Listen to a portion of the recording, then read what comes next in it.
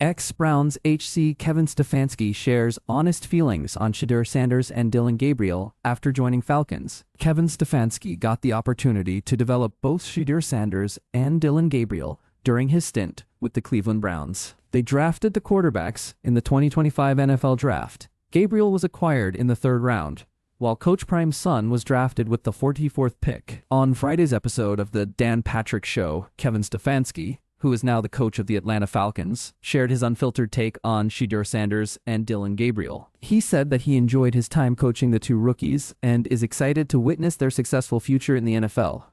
Looking to predict NFL playoff scenarios? Try our NFL playoff predictor for real-time simulations and stay ahead of the game. The Browns fired Kevin Stefanski after 6 seasons following a 5-12 2025 campaign. At the beginning of the year, he had Joe Flacco as his QB1, with Dillon Gabriel serving as the backup while Shedeur was the 3rd-string option. However, Gabriel replaced Flacco as the QB1 in Week 5. The latter was then traded to the Bengals, following which Shedeur was promoted to backup duties. Gabriel played in 10 games and recorded 937 yards and 7 TDs passing. However, he suffered a concussion in Week 11. Shedeur Sanders took over as his replacement before serving as the QB1 for the remainder of the season. In 8 starts, he tallied 1,400 yards and 7 touchdowns passing. Also read, Kevin Stefanski takes high road 7 days after getting called out by Baker Mayfield for treating QB like piece of garbage. Also read, Kevin Stefanski makes major Bill Callahan decision 3 days after signing as Falcons HC. The first major decision that Kevin Stefanski will have to make as the Falcons coach is find his starting quarterback. The two options that he has currently are 4-time Pro Bowler Kirk Cousins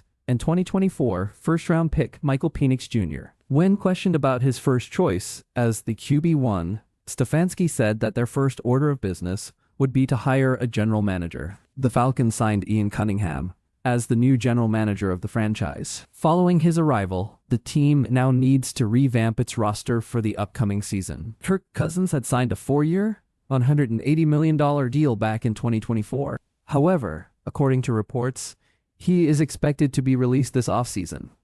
Will Michael Penix Jr., whose 2025 campaign was cut short due to an ACL injury, continue as the QB1?